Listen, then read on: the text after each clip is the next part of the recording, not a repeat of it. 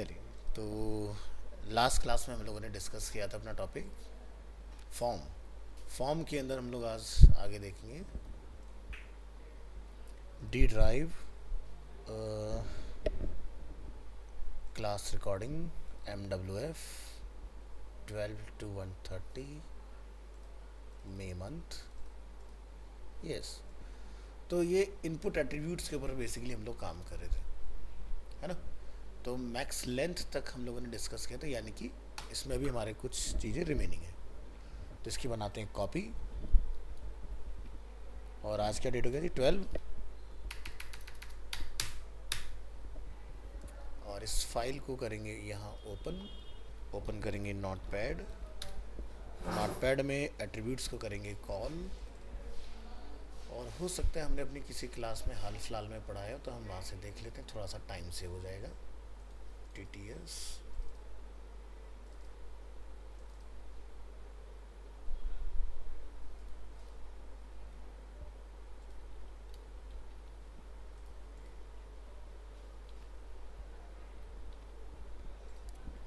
तो हमने max length तक देखा था। मैक्स लेंथ के बाद हमने आगे जो पार्ट डिस्कस किए थे वो थे मिन एंड मैक्स एट्रीब्यूट। ठीक है, तो मिन और मैक्स हम लोग ऑलरेडी पढ़ चुके हैं। तो किस किस में पढ़ा था हमने? रुचि याद है? कुछ नहीं।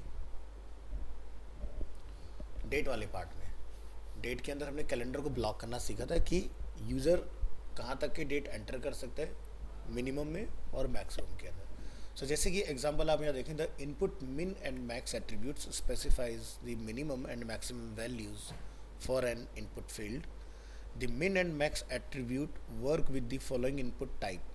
तो हमने सिर्फ डेट के साथ ट्राई करके देखा था, बट ये कहाँ कहाँ वर्क करता है? Number, range, date, date time local, month, time and week.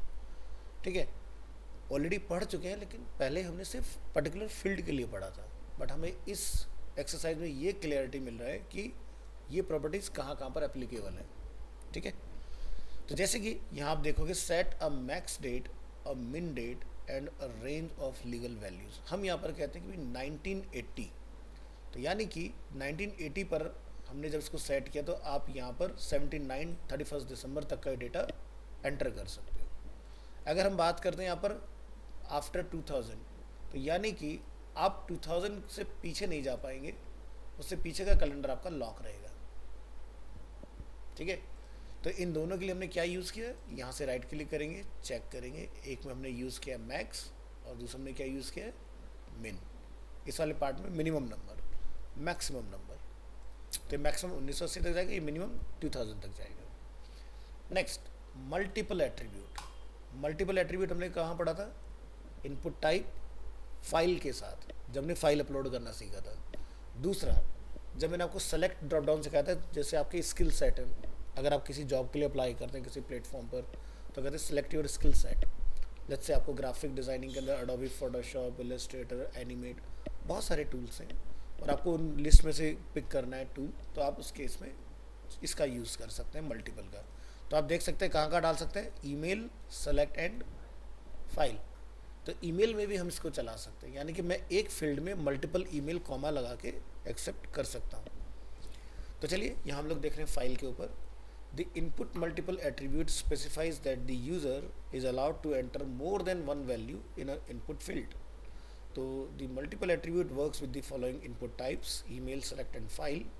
तो यहाँ आप देखेंगे लिखा रहा है अभी फाइल्स, और अगर हम यहाँ पर इसको चेंज करें, मल्टीपल को हम यहाँ से कट कर लेते हैं।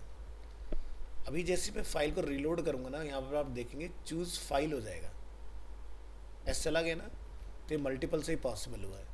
तो अभी अपन क्या देखते हैं कि यहाँ से मैं एक ही फोल्डर सेलेक्ट कर पा रहा हूँ, बट जैसे आप यहाँ से मल्टीपल को ऐड करते हैं, ये हो जाएगा फाइल्स। अब आप देखेंगे हम मल्टीपल फोल्डर्स सेलेक्ट कर पा रहे हैं इस तरह से।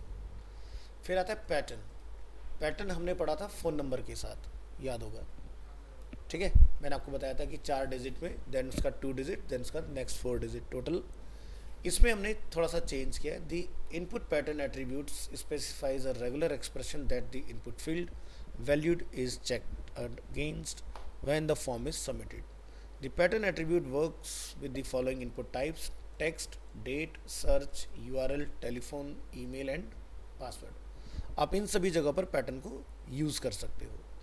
द पैटर्न एट्रीब्यूट्स वर्क हो गया। The use the global attribute, global title attribute to describe the pattern to help the user.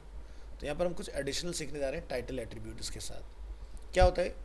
N input field that can contain only 3 letters, no numbers और स्पेशल करेक्टर। तो file पर आइए, हम यहाँ पर क्या ले रहे हैं? A to Z या तो यूज़र स्मॉल में लिखे या A to Z कैपिटल। ध्यान रखना बीच में स्पेस नहीं लगाना, नहीं तो पैटर्न काम नहीं करेगा, ठीक है। हम क्या बोलते हैं? 3 डिजिट, ये लेंथ हो गया अपना। हमें यूज़र से कंट्री कोड एंटर कराना है, जैसे इंडिया IND है ना, USA तो वो 3 डिजिट में ऑलरेडी है, UAE 3 डिजिट में ऑलरेडी है। तो अप टू 3 कम हो सकती हैं, लेकिन 3 को बियॉन्ड नहीं कर सकते आप। तो यहाँ पर हम लोग जैसे सबमिट ट्राई करेंगे तो लिखा रहा है please fill in this field, लेकिन टाइटल का काम तो भी कुछ आया ही नहीं इसके अंदर। अब मैं यहाँ जाके लिख देता हूँ कुछ 1 2 3, तो ये कहता है 3 लेटर्स कंट्री कोड। वो ये मैंने कहाँ लिखा? टाइटल में दिखाई दे रहा है, टाइटल इक्वल टू, तो मतलब समझ आया, use the global title attribute to describe the pattern to help the user. तो यहाँ पर जैसे यूज़र कुछ भी डाल के सबमिट करेगा लिखाएगा 3 लेटर कंट्री कोड। तो लेटर की बात हो रही है, नंबर्स की बात नहीं हो रही है। तो जैसे अपन IND लिखेंगे स्मॉल में, एक्सेप्ट करेगा, देखो कंट्री कोड इक्वल टू क्या लिखा रहा है? IND, India. Next, multiple pattern. इसके बाद हमारे पास क्या है? Place holder. The place holder attribute, the input placeholder attribute specifies a short hint that describes the expected value of an input field, a sample value or a short description of the expected format. So this short hint is displayed in the input field before the user enters a value. The placeholder attributes work with the following input types: text, search, URL, number, tel, email and password. So जैसे कि हमने यहाँ पर phone number define किया है, तो हमने उसके लिए एक प्लेस होल्डर नीचे यहाँ पर डिफाइन किया हुआ है। अगर आप यहाँ पर ये बताओगे ही नहीं तो यूज़र को कैसे पता चलेगा मुझे किस वे में लेना है? तो या तो ग्लोबल टाइटल एट्रीब्यूट आप इस्तेमाल करोगे या फिर आप इस तरह से लिखोगे। चलो उसका एक एग्जांपल दिखाते हैं। अगर यहाँ पर आपने लिखा है एंटर फ़ोन नंबर, तो ब्रैकेट में पैटर्न भी लिख दो, ठीक है। अदरवाइज़ आप नीचे बताओगे। तो जैसे नोटिस किया होगा आप लोगों ने, फेसबुक वगैरह में अगर डेस्कटॉप पे जब आप लॉगिन करते हो तो यहाँ क्या लिखा रहा है? ईमेल एड्रेस और फ़ोन नंबर। तो इन्होंने लेवल नहीं लिखा, प्लेस होल्डर लिखा है ना, इस चीज़ के लिए। या फिर नीचे क्या है? पासवर्ड लिखा हुआ है। जैसे आप टाइप करोगे वैल्यू रिप्लेस हो जाती है, चेंज हो गया ना। ऐसे ही यहाँ पर है, जैसे हम लोग लिखना स्टार्ट करेंगे देखो डेटा चला जाएगा नीचे, लेकिन उसमें क्लियरली मेंशन था कि digit dash digit dash digit 424, तभी डेटा आपका आगे वर्क करेगा। तो इन सभी फील्ड के ऊपर ये एप्लीकेबल होता है, आप इसको चला सकते हो, ठीक है। नेक्स्ट हम लोग देखेंगे, इसको कॉपी करेंगे यहाँ से,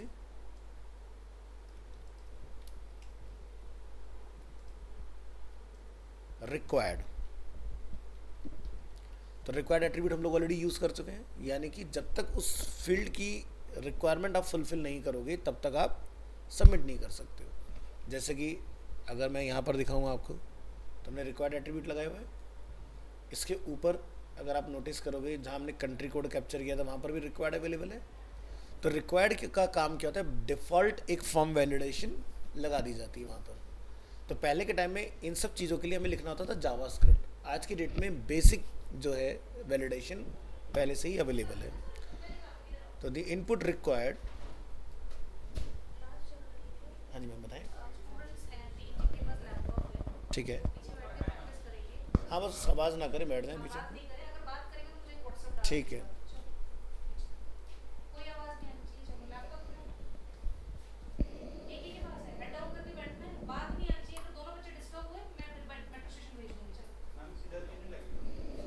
क्या नहीं लगेगा?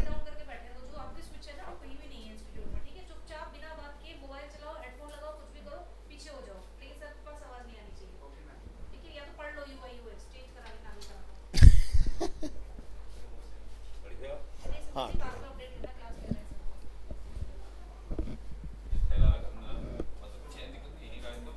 नहीं, ये सागर सर इस पे बैठते हैं, ये मेरे लिए इस पे।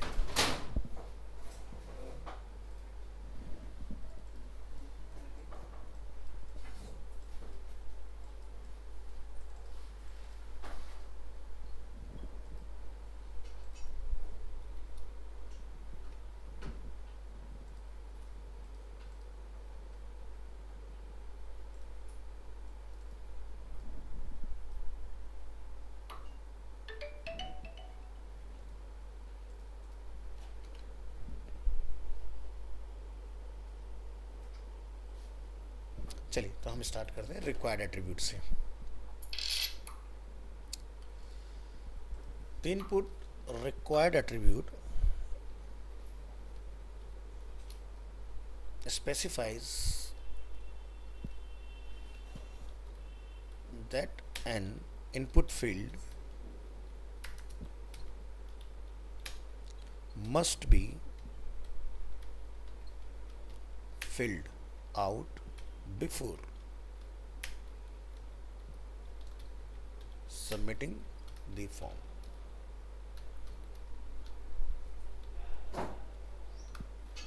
The required attribute works with the following input types. So text field के साथ हम ट्राई कर सकते हैं, search field, URL, telephone, email, password, date pickers. Date pickers में हमारे सब आ जाते हैं, जैसे कि डेट हो गया, डेट टाइम लोकल हो गया, मंथ हो गया, वीक हो गया, सभी पे आप चला सकते हो। Number, check box, radio and file.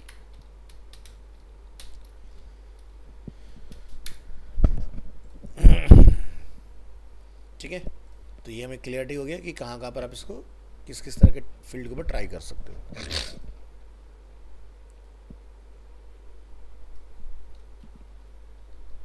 और रिक्वायर्ड इनपुट फील्ड, सो एक लेबल बना लेंगे, लेट्स से यूजर नेम,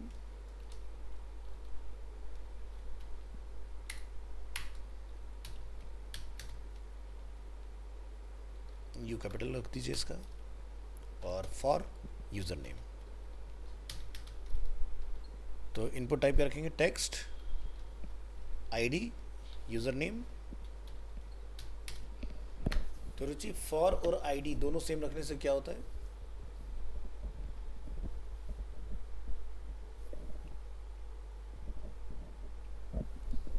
कुछ तो होता है, वही जानना है क्या होता है, बताओ। अगर हम लोग फॉर और आईडी दोनों सेम रखते हैं उस केस में क्या एडवांटेज है,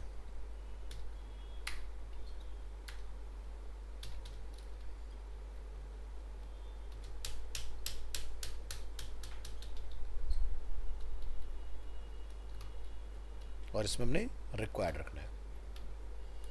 देखो मैंने आपको पहले ही बताया था, एक बार फिर से रिपीट कर देते हैं। जब आप यहाँ पर फॉर एट्रीब्यूट को बाइंड करते हो आईडी के इक्वल टू, जैसे आप यहाँ क्लिक करेंगे कर्सर देखो नीचे आ रहा है ऑटोमेटिक। एक तो होता है यूज़र डायरेक्ट पुट कर सकता है कर्सर, बट अगर हमने आईडी और फॉर एट्रीब्यूट दोनों सेम रखे हैं तो कर्सर ऑटोमेटिकली नेम पर क्लिक करने पे फील्ड में ट्रांसफ़र हो जाता है ऑटोमेटिक। ठीक है, ये होता है बेनिफिट। चलिए अब यहाँ पर देखते हैं रिक्वायर्ड का काम क्या है। हमने रिक्वायर्ड पुट किया है, आप सबमिट करेंगे, क्या लिखा था, please fill in this field. ठीक है, अब आप यहाँ पे ABC कुछ भी लिख दें या आप कोई नंबर डाल दें इसके अंदर, ये दोनों ही एक्सेप्ट करेगा, है ना, क्योंकि हमने कोई पैटर्न नहीं लगाया है। हमने क्या पुट किया है, सिर्फ और सिर्फ रिक्वायर्ड, कि हमें इस फील्ड में यूज़र एंड से कुछ इनपुट रिक्वायर्ड है, वो कुछ भी हो सकता है। आपको प्रॉपर नंबर लेना है तो अपने को पता है पैटर्न 0 to 9। अपने को सिर्फ टेक्स्ट लेना है तो A to Z स्मॉल में या फिर A to Z upper case में, जो कि हम लोगों ने अभी थोड़ी देर पहले पैटर्न सीख लिया है। यहाँ पर ये देख रहे हैं, ये नंबर वाला पैटर्न हो गया, ये टेक्स्ट वाला पैटर्न हो गया, तो आप इससे पर्टिकुलर आउटकम ले पाओगे। नेक्स्ट, और क्या एट्रीब्यूट होना चाहिए, स्टेप। तो स्टेप हम लोगों ने देखा था लास्ट क्लास में कि अगर हम एक स्टेप सेट करें, लाइक जैसे कि 10, तो 10 के जंप पर ही वो चेंज होगा, है ना। तो ट्राई करेंगे, the input step attribute specifies the legal number intervals for an input field। Hello, step attribute देखते हैं. The input step attribute specifies the legal number intervals for an input field. Example, if step equal to 3, legal number could be -3 or 0 or 3, 6 etc. अब ऐसा क्यों? क्योंकि हमने step 3 लिखा है तो आपका डिफ़ॉल्ट 0 होगा. आप नीचे जाएंगे तो -3 होगा, अगर अपर साइड आएंगे तो +3, फिर 3 में +3 होगा तो 6 हो जाएगा आपका. तो अब इसका डेमो देखते हैं.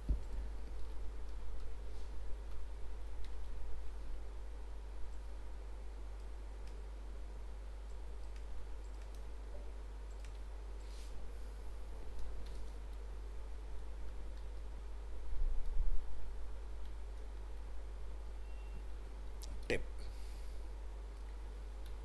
This attribute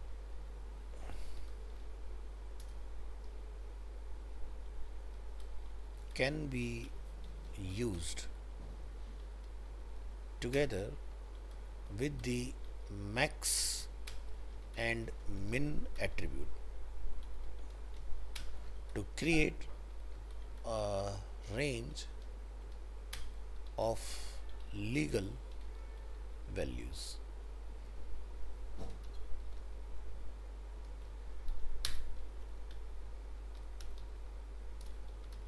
The step attribute works with the following input types. तो जैसे कि नंबर के साथ आप ट्राई कर सकते हैं, range, date time, local, month, time and week. इन सभी जगहों पर आप इसको ट्राई कर सकते हैं. चलिए ट्राई करेंगे. N input field with a specified legal number intervals. तो यहाँ पर जैसे हम डिफाइन कर लेते हैं पॉइंट्स. फॉर पॉइंट यहाँ लिखिए input type number, ID is points, name is also point, and step equal to 3. ये हमने यहाँ पर डिफाइन किया इस तरह से. ब्राउज़र में आएंगे, रिलोड करेंगे अपनी फाइल. अब आप यहाँ पॉइंट पे नोटिस कीजिए, तो जब भी आप इनपुट टाइप नंबर डिफाइन करें आपको अप एंड डाउन एरो मिलेंगे. अब हम लोग अगर अब जाते हैं तो आप देख सकते हैं 3, 6, 9, तो यानी कि 3 की वैल्यू का आपको इसमें जंप मिलेगा इस तरह से. अब अगर आप इसमें कोई लगाना चाहते हो जैसे कि रिस्ट्रिक्शंस वगैरह, तो वो हम लोग लगा सकते हैं कि भाई ये नेगेटिव ना जाए, क्योंकि देखो नेगेटिव भी जा सकता है. ठीक है, तो हम इसको लॉक कर सकते हैं भाई मिनिमम वैल्यू जो होगा वो 1 होगा या 0 होगा. ठीक है,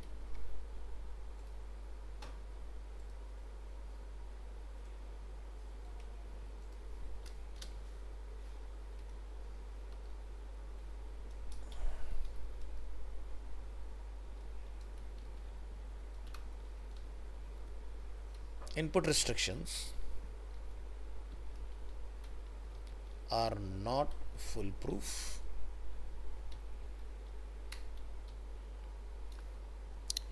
and JavaScript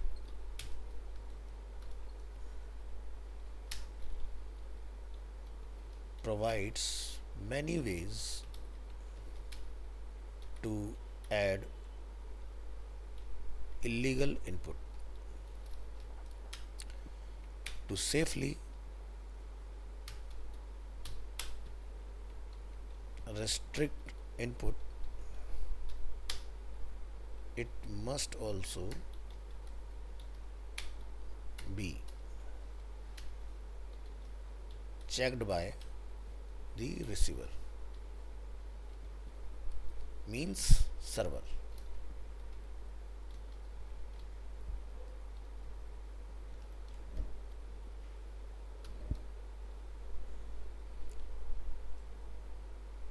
Next, autofocus attribute.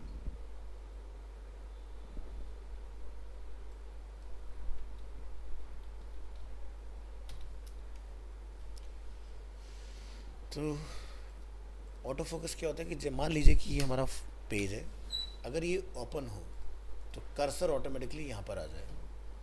ठीक है, तो मैं जिस फील्ड पे भी चाहूँगा उसके ऊपर मैं करा सकता हूँ इसको।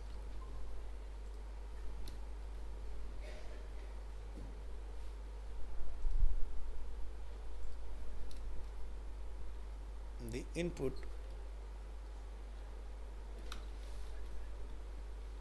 autofocus attribute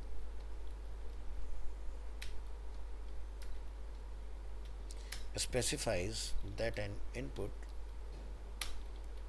field should automatically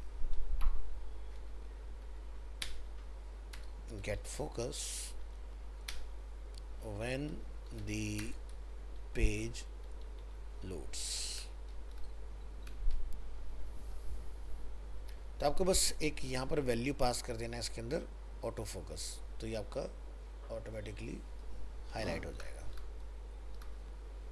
तो चलिए यहाँ लिखेंगे let the first name input field automatically get focus when the page loads.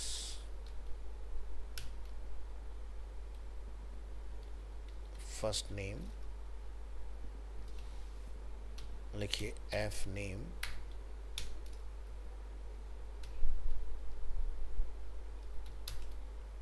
l name, यहाँ लिखेंगे last name.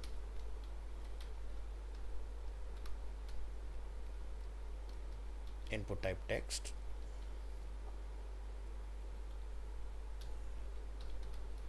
ID F name F name, और यहाँ पे क्या लिखेंगे ऑटो फोकस।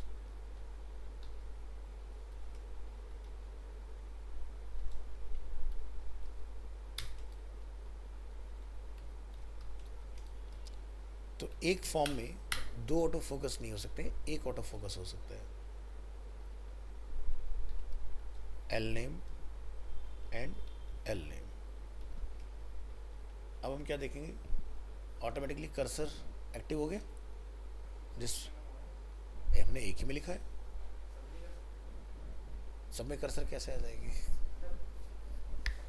जिस वो तो जैसे आप यहाँ से आगे बढ़ेंगे टैब तो नेक्स्ट में आ जाएगा, बट हम बात करें ऑटो फोकस, ये भी फोकस होता है जो अभी आप देख रहे हो, बट जो रिलोड पर आ रहा है वो ऑटो फोकस है।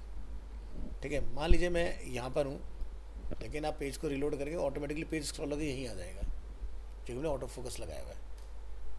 ठीक है,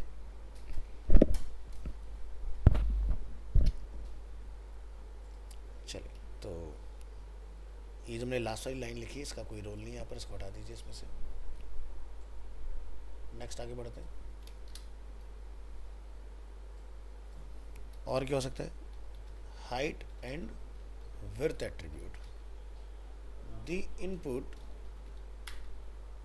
height and width attribute specify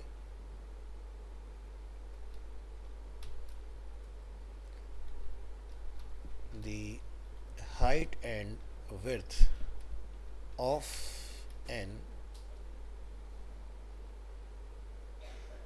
input type image.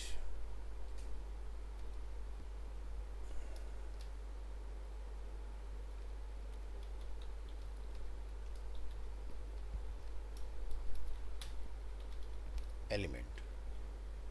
तो देखो हमारा ये टैग बन गया इनपुट टाइप इमेज, हमने एम्परसेंड LTGT इंटीग्रेट किया इसके अंदर।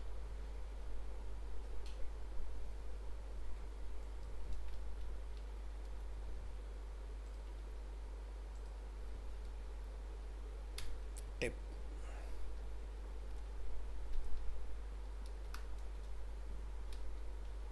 Always specify both the height and width attributes for images. If height and width are set, the space around for the image is reserved when the page is loaded. Without these attributes, the browser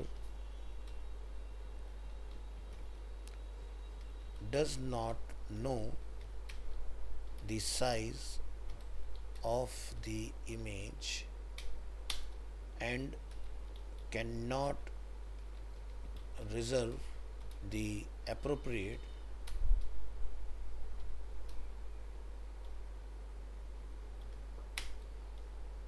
space to it. The effect will be that the page layout change during loading while the images load.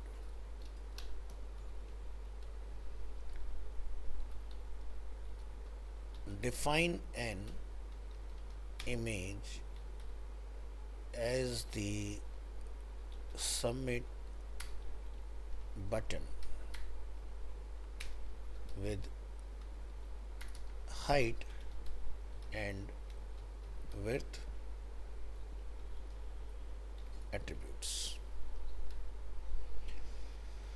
तो हम लोगों ने हाल फिलहाल में अपनी एक file बनाई थी इनपुट टाइप्स को लेके। उस फाइल को हम ओपन करेंगे नोटपैड में। यहाँ पर हम फाइंड करेंगे इमेज कीवर्ड और ये देखिए ये हमारे पास अपना एक इनपुट अवेलेबल है इसके अंदर।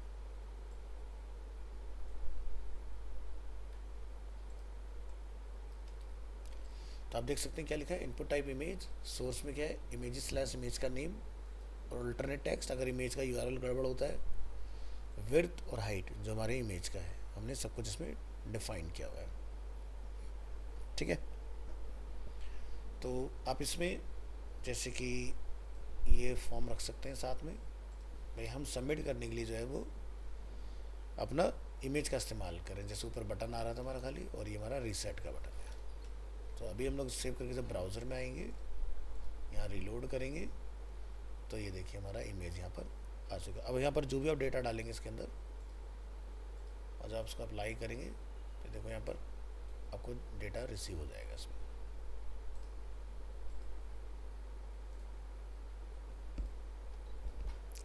चलिए अब लिस्ट एट्रीब्यूट की बात करते हैं।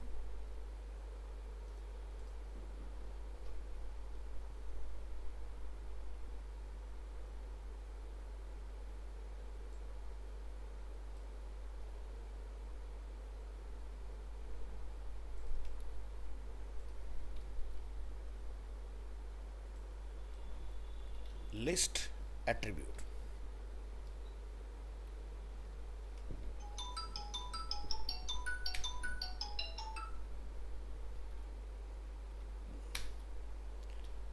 predefined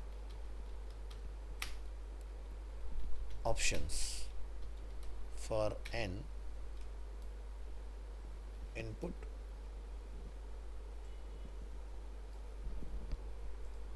element।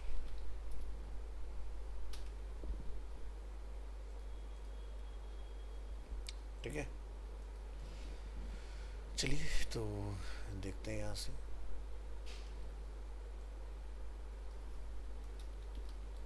an input element with predefined values in a data list।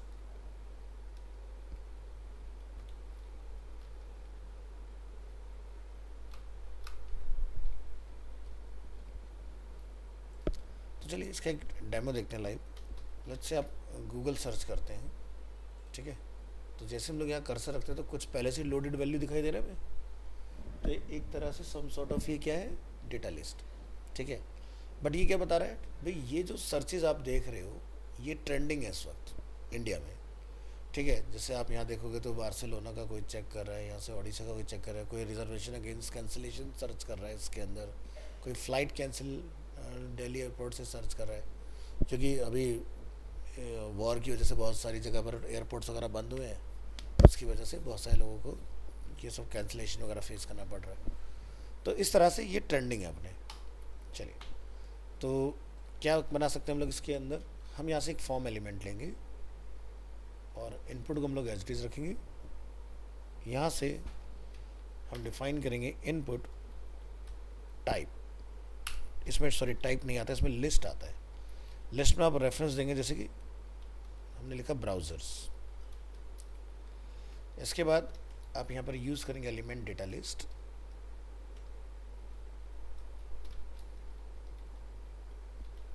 But ID equal to क्या रखना है, ब्राउज़र, ठीक है। जो लिखा है वही सेम रखना है। इसके बाद आप यहाँ पर डेटा लिस्ट को क्लोज करेंगे। नेक्स्ट हम यहाँ डिफाइन करेंगे ऑप्शन। ऑप्शन में आप लिखेंगे लेट्स से वैल्यू, जैसे कि कौन कौन से ब्राउज़र होते हैं, एज,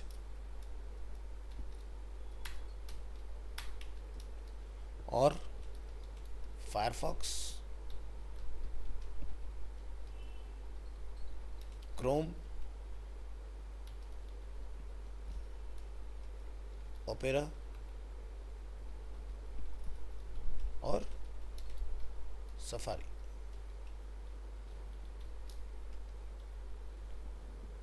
फाइल रिलोड करेंगे यहाँ पर। अब आप देखेंगे यहाँ पर पहले से लिस्ट अवेलेबल हो रहा है, तो आप जैसे यहाँ क्लिक करेंगे लिस्ट ओपन हो जाएगा। देखिए अब हम यहाँ पर जैसे लिख देंगे फायरफॉक्स तो फायरफॉक्स आ जाएगा, एज लिखेंगे तो एज आ जाएगा इसके अंदर। इस तरह से काम कर जाएगा।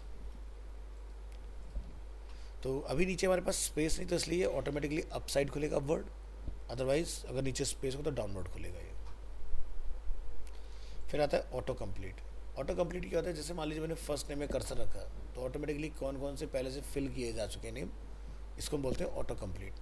अगर मैंने ऑटो कंप्लीट को लिख दिया ऑफ तो ये सजेशन नहीं आएगा, ठीक है। तो देखते हैं इसको भी, auto complete attribute.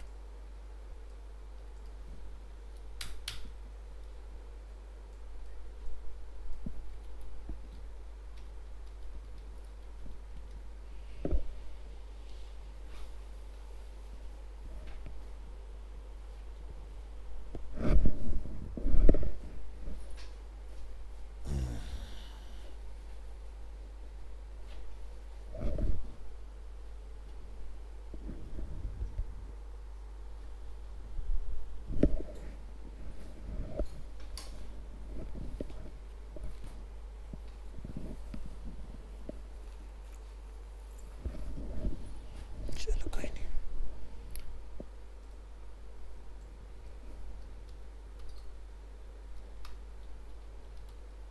The input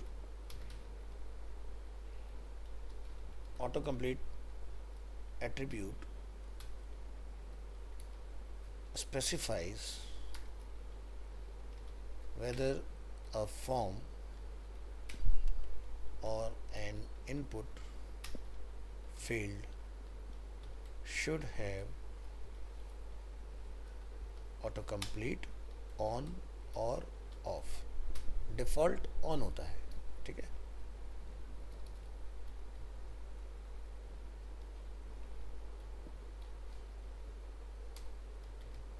Autocomplete allows the browser to predict the value when a user starts to type in a field. The browser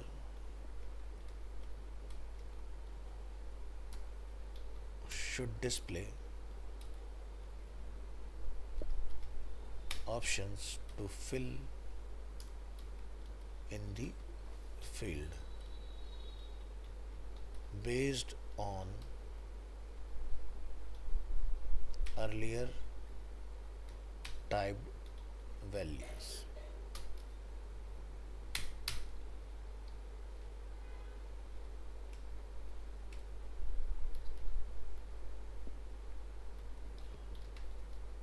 The autocomplete attribute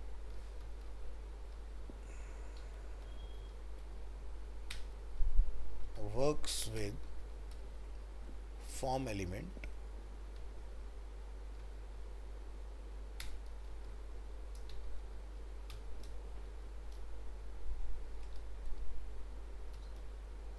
and the following input types, जैसे कि text, search, URL, telephone, email, password,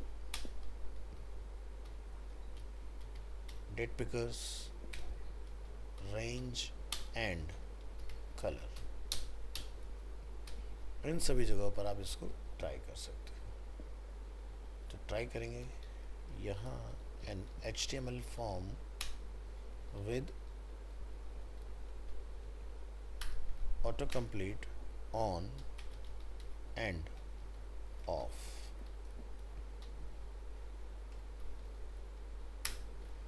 For one input field. चलिए तो यहाँ आते हैं और इसमें लिखेंगे auto complete on. By default आप लिखें या ना लिखें ऑन ही होता है, जो कि आप ब्राउज़र की सभी उसमें जाके देख सकते हैं। हम जहाँ भी माउस रख रहे हैं वहाँ पर फर्स्ट नेम के according first name, last name के अकॉर्डिंग लास्ट नेम हमें रिसीव हो रहा है। ठीक है, जहाँ भी देखो यूज़र नेम आ गए इसके अंदर सारे, फ़ोन नंबर आ गए अपने आप सारे, है ना। तो ऑटो कंप्लीट ऑन है इसलिए। बट हम यहाँ पर ऑफ़ करके सीख रहे हैं कि ऑफ़ करने पर किस तरह से ये वर्क करेगा। तो जैसे कि मैं यहाँ से first name last name in दोनों को कॉपी कर रहा हूँ। ठीक है, ऑटो फोकस हटा देते हैं, फिलहाल इसका कोई नीड नहीं है। एक मैं और फील्ड बना लेता हूँ।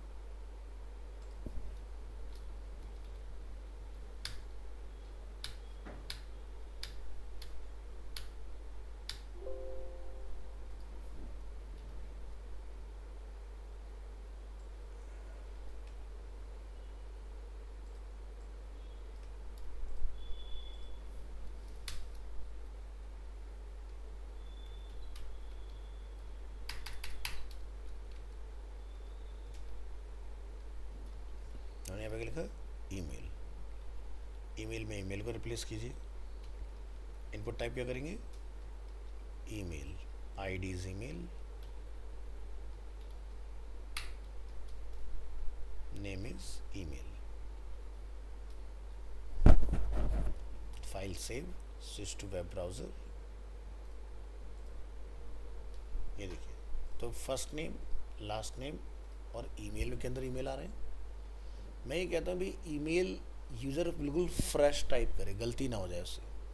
तो हम क्या करेंगे, ऑटो कंप्लीट कॉपी क्या लिख देंगे, ऑफ। बाकी सब कुछ ऑटो कंप्लीट में एक्सेप्ट कर लेते हैं। तो देखो auto complete first name last name but. Email पे कोई सजेशन नहीं आ रहा ना, क्योंकि हमने ऑटो कंप्लीट को ऑफ कर दिया है। तो हम एंटायर फॉर्म को भी बंद कर सकते हैं, स्पेसिफिक फील्ड को भी बंद कर सकते हैं ऑटो कंप्लीट के अंदर। ठीक है, तो समझ आया।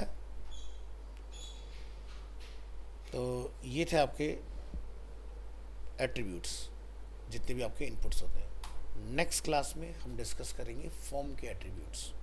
अभी तक ये क्या चल रहे थे, फॉर्म के इनपुट्स के एट्रीब्यूट्स।